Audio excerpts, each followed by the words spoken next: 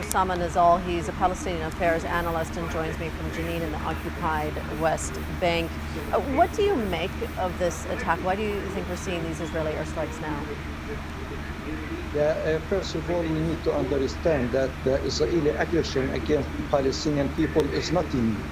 And this military operation, as Israel calls it, is just one part of the continuing Israeli aggressions against the Palestinians. How many Palestinians were killed in the city of Nablus in northern West Bank, and also in the city of Jenin, and abduction of senior official of the Islamic Jihad movement from Jenin refugee camp Saudi.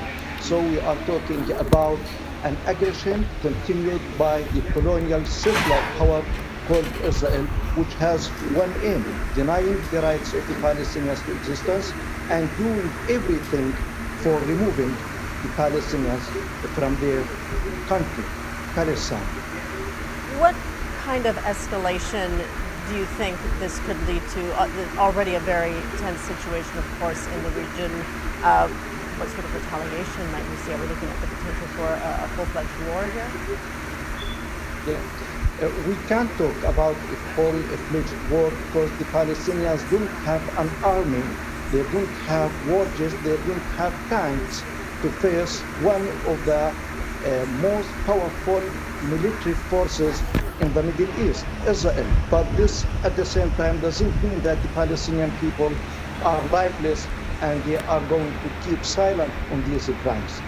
The situation that Palestinian people have is very complicated. In the West Bank, it is divided into cantons. Gaza has been under the siege since 2006. It is impoverished enclave of territory, and the United Nations said many times in its report that it is not suitable for a human life now in the Gaza Strip. So it's impossible to talk about war between two parties as if the Palestinians were a state with army planes and tanks. But the Palestinian resistance and the Palestinian struggle against the Israeli occupation will continue until the Palestinian dream becomes a true independence, freedom, and justice. I think that Israel cheated and deceived the Egyptians and all the parties that were negotiating just before it started this aggression in Gaza.